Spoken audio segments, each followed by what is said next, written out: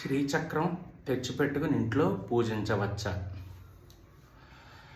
అదేం బంగారం ఇవ్వదు, డబ్బు ఇవ్వదు, ఆభరణాలు ఇవ్వదు, వజ్రాలు అంతకన్నా ఇవ్వదు. అమ్మవారి మీద అనంతమైనటువంటి భక్తి ఉన్నవాళ్ళు అమ్మవారి ప్రతిరూపంగా ఆ శ్రీచక్రాన్ని పెట్టుకుని పూజిస్తూ ఉంటారు. శ్రీచక్రం శక్తివంతమైంది కాదు అని నేను చెప్పట్లా. అయితే అది అనంతమైన శక్తి. ఆ శక్తిని మనం తెచ్చుకుని ఇంట్లో పెట్టుకోవాలి అన్నప్పుడు ఇలా కాదు. మీకు తేలిగ్గా అర్థమయ్యే ఉదాహరణతో చెప్తే అర్థమవుతుంది. ఒక పెద్ద ఏనుగుని తెచ్చుకుని మన ఇంట్లో పెట్టుకోవాలి.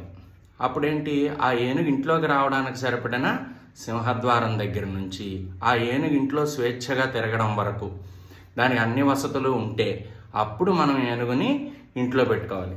మరి చాలామంది బ్రాహ్మణులందరూ శ్రీచక్రం ఇంట్లో పెట్టుకోవచ్చు అని చెప్పారు కదండి, మరి వాళ్ళ మాట ఏంటి అని అడుగుతారు.